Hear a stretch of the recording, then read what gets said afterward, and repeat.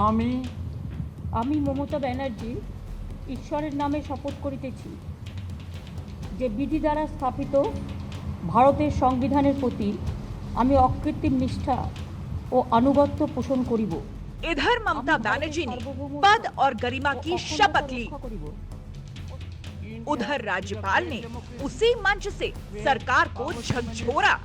from process of law. We are at the moment in a very difficult crisis. I am getting reports from within and outside the country. People are worried. I am in touch with the Honorable Chief Minister. She has taken steps. Kolkata के राजभवन में उस दिन जो कुछ हुआ वो अभूतपूर्व था। शपथ ग्रहण समारोह में किसी राज्यपाल को यूं सरकार को नसीहत देने की ये नई परिपाटी थी। अजीबोगरीब था चंद मिनट पहले बनी सरकार को मर्यादा का यूं पाठ समझाना। लेकिन ममता सरकार और राज्यपाल जगदीप धनखड़ के रिश्ते में बहुत कुछ अजीब ही रहा है। जैसे कि अब जबकि राज्यपाल धनखड़ दिल्ली आए हैं तो ममता सरकार को इसके पीछे साजिश के सूत्र नजर आ रहे हैं। He is acting like a BJP guardian, a BJP working president of the state, and the Raj Bhavan became the BJP party office, and he is trying to boost up the BJP, but situation is completely opposite. Law and order situation is under fully control. Trinamool Congress के लोग सारी सीमाएं, सारा हद पार कर चुके हैं। एक संवैधानिक पद को जिस तरह से अपमानित किया जाता है, हमारे माननीय राज्यपाल क्या कहते हैं, जो घटना घटती है उसके बारे में वो पूछते हैं।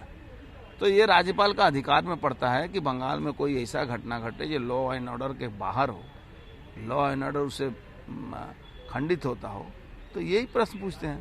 तो इसमें आपको तकलीफ क्यों होती है, उसको ठीक करो ना भाई। राज्यपाल धनखड़ की दिल्ली में मौजूदगी से कोलकाता में तूफान है। राज्यपाल ने अमित शाह से मुलाकात की। इस मुलाकात की तस्वीर जारी की तो उधर टीएमसी इस दौरे को लेकर सवाल खड़े कर रही है, पूछ रही है क्या दिल्ली में ममता सरकार को गिराने की साजिश हो रही है?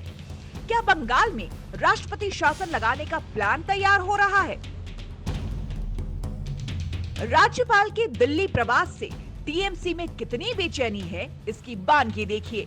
महुआ मोइत्रा ट्वीट कर कहती हैं, अंकल जी ने कहा है कि वे दिल्ली जा रहे हैं। बंगाल के राज्यपाल साहब दया करके अब लौटिएगा मत। और ममता बनर्जी ने अपने ही अंदाज में राज्यपाल पर कटाक्ष किया। Unfortunate, this is very unfortunate. They cannot control Twitter. That's why they want to bulldoze Twitter. They cannot control me. So they want to bulldoze my government. They want to bulldoze my party. They cannot control some journalists. So they want to kill them. So that is their phenomena. राज्यपाल धनखड़ और ममता बनर्जी के इस hit and run वाली लड़ाई में अभी तो और तेजी आप देखेंगे, क्योंकि चुनाव के बाद भी बंगाल में हिंसा का दौर थमा नहीं है। कानून व्यवस्था का सवाल बीजेपी लगातार उठाती रही है और राजभवन से सरकार को हिदायतें लगातार जारी हो रही हैं। कोलकाता से अनुपम मिश्रा के साथ आज तक ब्यूरो।